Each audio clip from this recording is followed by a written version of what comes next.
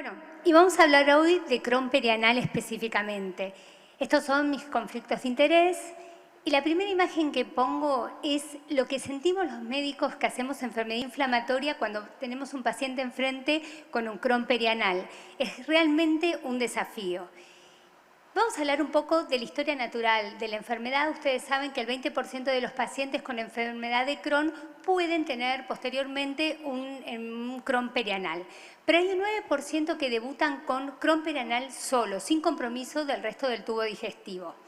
El riesgo acumulativo más o menos en 10 años es del 21% y el 20 años es del 26%. Y la característica es que tiene fístulas recidivantes en casi un 34%, 83% de requerimiento de cirugía. Y uno dice, ¿por qué un número tan grande? Porque esto incluye el sedal, incluye el drenaje también, o sea que cirugías menores. Y hay un 23% que tienen que ir a cirugía.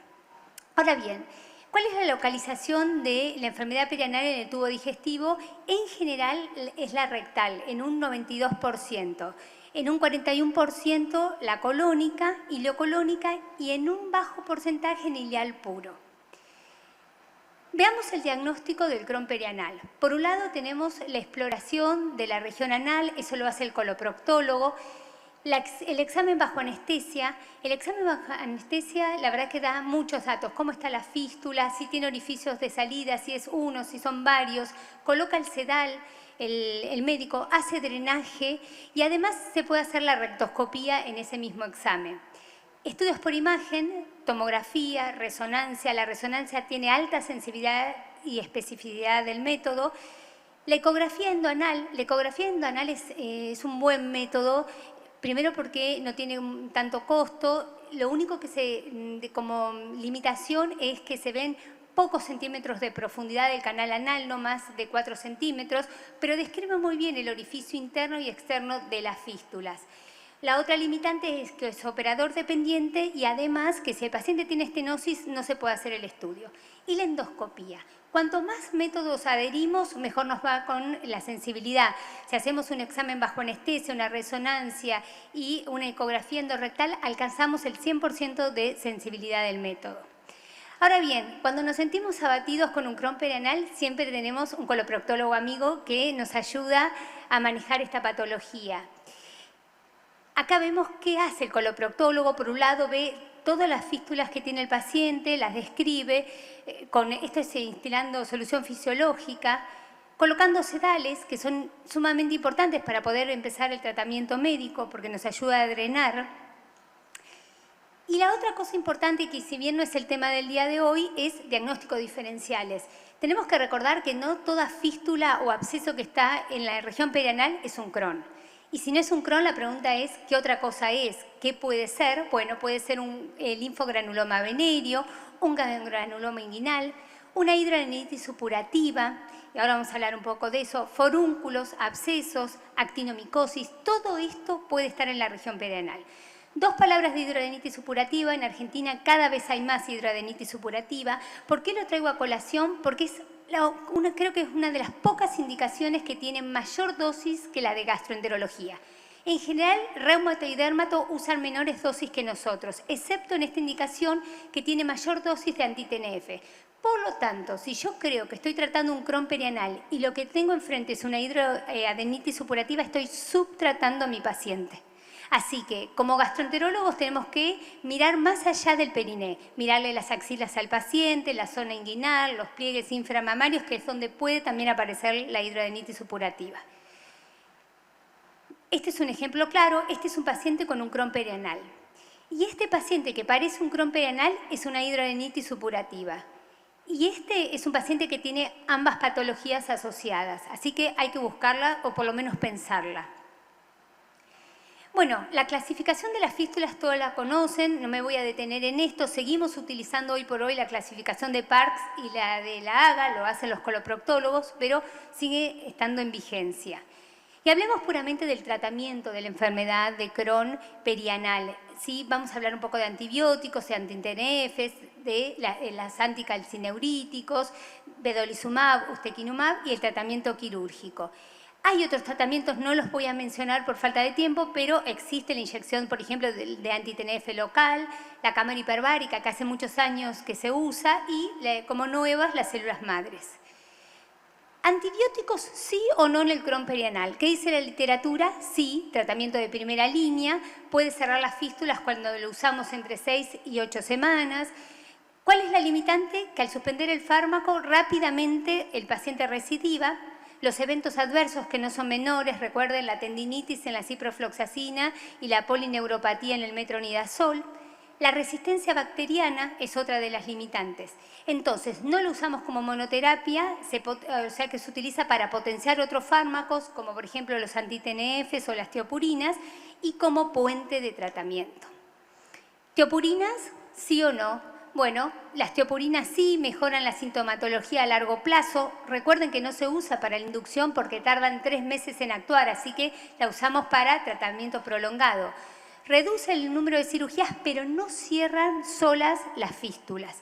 Así que pueden usarse como tratamiento de primera línea asociados a un antibiótico. ¿Cuándo? Cuando el paciente tiene fístulas complejas o fístulas simples con proctitis. Anticalcineuríticos, bueno, recordar poco sobre esto sabemos. La ciclosporina en realidad se usa más para la colitis fulminante, la de rescate. Así que no está tan indicada en el Crohn perianal. No hay que no haya trabajo, sí hay trabajo sobre estos. Cuando pasamos de la ciclosporina endovenosa a la oral, como en la colitis ulcerosa, tiene menos efectividad. Con respecto al tacrolimus tópico se usa poco, pero no se usa para las fístulas, sino para la úlcera y para la fisura. Y con respecto al tacrolimus oral, se tiene que usar por poco tiempo. ¿Por qué? Por los efectos adversos que produce. Recuerden, convulsiones, la hiperglucemia, la nefrotoxicidad. Entonces, parece que hasta ahora vamos perdiendo la carrera con el Crohn perianal, ¿no? ¿Qué pasa con los biológicos y las pequeñas moléculas? ¿Logramos sacar un poco de ventaja? Bueno, este estudio es viejísimo, pero lo seguimos utilizando porque fue el primer estudio donde el endpoint primario era el cierre de fístulas. No hubo otro estudio igual y lo que se puede ver es que se logró un 55% de cierre completo y casi un 70% de cierre parcial con el uso de infliximab en estos pacientes. Así que infliximab sí. Adalimumab, bueno, el CHARM es un estudio viejo también. Acá el endpoint secundario era cómo le iba a los pacientes con fístulas y lo que se puede observar es que se había logrado una remisión o un cierre de las fístulas en un 30% en la semana 26 y se mantenían cerradas en la semana 56. Entonces, con respecto a los anti-TNFs, la CIA-SECO dice: recomendamos infliximab para la inducción y mantenimiento en la remisión de fístulas perianales complejas en un paciente con Crohn y sugerimos el uso de adalimumab. Si se utilizan, sí, y son de primera línea. ¿Qué pasa con las otras terapias como el vedolizumab y el ustekinumab en el Crohn perianal? Hay poca evidencia, toda indirecta, ¿sí? Todos son de subanálisis de los estudios pivotales. Ahora hay un poquito más de vida real, pero en general tenemos pocos datos. Este es el subanálisis del Gemini 2, donde se ve casi un 42% de cierre de las fístulas a la semana 52 con vedolizumab. Lo que dice la literatura es que en realidad no tenemos mucha evidencia científica para indicar el vedolizumab en un paciente con Crohn en primera línea, ¿no? Entonces se usa para ciertos pacientes como terapia de rescate. Con respecto al Ustequi, bueno, yo elegí para hablar de ustekinumab y Crohn perianal estos estudios. Esta es una publicación de Penin Berulet del 23, pero que analiza el CIBIO y el Stardust, que son dos estudios emblemáticos sobre ustekinumab y qué pasaban en estos pacientes con lo perianal. Recuerden que el CIBIO es emblemático porque es el segundo head-to-head que tenemos dentro de gastroenterología. El primero fue el Varsity y eso eran pacientes naïf y evaluaban eficacia y seguridad comparando ustekinumab versus adalimumab. Bueno, se hizo un subanálisis de pacientes con fístulas perianales, chiquito el número, pero vamos a ver los resultados. Y por otro lado se comparó el Stardust, que es un estudio donde se evaluaba pacientes naïf y no naïf, y era un estudio, un open label. A todos se le hacía la inducción y se evaluaba tanto en inducción como en mantenimiento en aquellos que habían tenido respuesta en la semana 16, se realizaba en dos grupos. A uno se lo evaluaba siguiendo con un trip to target y a otros con un seguimiento convencional. En este grupo de pacientes también se analizó el Crohn perianal. Resultados, bajo número, 32%, pero buenos resultados. La mitad de estos pacientes lograban estar en remisión o resolución de la fístula al año de tratamiento. Y otra cosa interesante es que no requirieron, o no dependían de la dosis de ustekinumab para mantener esa remisión de las fístulas, como si está descrito en el infliximab, que a mayor dosis, mayor eficacia. Ahora, ¿qué dicen las guías ECO? Bueno, acá yo lo dije recién, dice, en los pacientes con Crohn y fístulas perianales complejas no hay evidencia suficiente para usar ustekinumab o vedolizumab en la curación de fístulas. Esto no significa que no se indique, estamos hablando de no se indica en primera línea, pero están dentro del algoritmo y se usan. Por ejemplo, el ustekinumab para pacientes, rescate de pacientes refractarios a los anti-TNFs. Filgotinib, esto es una publicación de Reinisch recientemente publicado, donde ya hay un poco de trabajo con los anti-JAK y el Crohn perianal. Lo interesante es que evalúa respuesta combinada y remisión combinada. Combinada porque busca dos objetivos, la remisión clínica, el paciente que no tenga drenaje, o sea, cierre la fístula, y la remisión radiológica. Y la verdad que el número es sorprendente, 47% para los dos grupos y estadísticamente significativa con respecto al placebo. Upadacitinib, ¿qué pasa con el Crohn perianal? No está publicado, este es el abstract, todavía no está la publicación formal de esto. Esto es un estudio de Colombel, que lo interesante es que la inscripción era de más de 1000 pacientes y se analizaron 124 con fístulas perianal. Les fue muy bien al upadacitinib en la inducción. ¿Sí? Y si miran todos los endpoints en cuanto al cierre de la fístula externa, la resolución del drenaje, la resolución del 50% del drenaje, qué pasó con las fisuras, todo fue estadísticamente significativo, pero no le fue tan bien en el mantenimiento. ¿Sí? Y es algo que hay que esperarlo un poco más para evaluarlo a largo plazo. Risanki.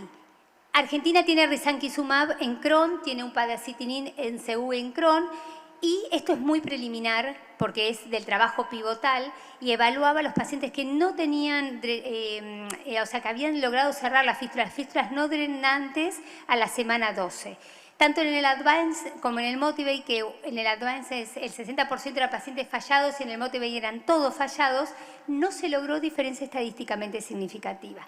Hay una tendencia mejor con la dosis de 1200, que no es la que utilizamos dosis de 600. La verdad que el número, el N es tan bajo que uno no podría sacar una conclusión si esto funciona o no. Lo puse porque es lo más nuevo que tenemos. Y hablemos de los algoritmos terapéuticos. Me basé en las guías de GTQ para hablar de esto y vemos qué pasa si tengo un paciente que tiene una fístula simple. La pregunta es si tiene proctitis o no proctitis. Si tiene proctitis, la indicación es antibióticos, inmunosupresión, anti-TNF y sedal, todo. Si tiene respuesta, sigo con la comboterapia. Y si no la tiene, tengo que intensificar el anti-TNF, colocarle tacrolimus o colocarle ustekinumab, vedolizumab o defuncionalizar al paciente. Ahora, si no tiene proctitis, la indicación es antibióticos con o sin inmunosupresor. Se recomienda que sí, hay que poner el inmunosupresor. Si tiene respuesta, solo queda con el inmunosupresor. Y si no la tiene, pensar en algo más que sea para lo perianal, como pueden ser las células madres, la fistulotomía. ¿Qué pasa si tengo una fístula compleja? Bueno, va todo. Va sedal, antibiótico, anti-TNF, inmunosupresor, todo. Si tengo respuesta, sigo con el anti-TNF y el inmunosupresor y el sedal, bueno, hasta que dure, y valorar si pongo o no células madres. Y si no tengo respuesta, evaluar el recto. Si el recto no está comprometido, entonces uno puede decir, no tengo proctitis, puedo solo atender lo perianal, puedo usar, por ejemplo, células madres. Y si el recto está comprometido, entonces cambiar a vedolizumab, ustekinumab, usar tacrolimus, la protectomía o el estoma. Y perdón por esta imagen, pero la puse porque me pareció necesaria. Esta es una publicación que acaba de salir, es de Sign, es una revisión de Crohn perianal completa. ¿Y por qué la pongo? Porque hoy, 2024, el algoritmo no cambió en nada desde el algoritmo que sacó las guías de GTQ. Y lo interesante de esto es, la parte de arriba es exactamente igual de lo que acabamos de hablar. Lo único que hicieron fue profundizar un poco más en qué pasa si yo tengo un paciente con una fístula compleja y no logré la remisión. Dice, bueno, midan niveles. Argentina tiene 2 lugares donde se miden niveles, así que es casi imposible hacerlo. Entonces dice, si mi nivel de droga es óptimo, lo que tengo que hacer es rotar de droga, porque la que tenía, que era el anti-TNF, no me sirve. O probar otras cosas como la alimentación enteral exclusiva, que no es muy tolerada y además es cara, como la cámara hiperbárica, como la defuncionalización o la proctectomía del paciente, que se usa cuando nada funcionó. Ahora, si tengo activa la proctitis, si ya no la tengo activa, entonces uno puede decir inyección con células mesenquimáticas, defuncionalizar al paciente, proctectomía o mejorar la fístula con la fistulotomía. Y del otro lado es, si yo sí logré la remisión, me faltó, si yo metí los niveles y son subóptimos, entonces tengo que ajustar la dosis. Claramente me falta droga. Aumento la dosis o le agrego el inmunosupresor. O hago las dos cosas. Y si sí logré la remisión, entonces uno dice, bueno, si sigo teniendo un orificio abierto único, cirugía del trayecto fistuloso. Y si tengo múltiples orificios abiertos, en eso hay que dejar el mantenimiento con el inmunosupresor y el anti-TNF. Entonces, para concluir, decir que la enfermedad de Crohn perianal sigue siendo un desafío. Creo que los dos, eso es una postura personal, los gaps que seguimos teniendo en la enfermedad inflamatoria es el Crohn perianal y el Crohn de Pauch. Tiene alto impacto en la calidad de vida del paciente. Los anti-TNF siguen siendo la opción terapéutica mejor establecida. Hoy siguen siendo la piedra angular del tratamiento. Las nuevas terapias proporcionan, de alguna manera, nuevas oportunidades. Yo creo que a las más recientes aprobadas hay que darle tiempo para ver si funcionan o no. Y la gran limitante que tenemos en el desarrollo de nuevas estrategias es que no conocemos la fisiopatología de cómo se desarrolla una fístula. Y por eso no somos claros y contundentes y efectivos en el tratamiento, porque nos falta conocimiento a dónde estamos apuntando. Creo que ese es el punto básico. Y obviamente, sí o sí, trabajar en un equipo interdisciplinario, coloproctólogo, médico gastroenterólogo, nutricionistas, psicólogos, mucha gente para manejar estos pacientes. Muchas gracias.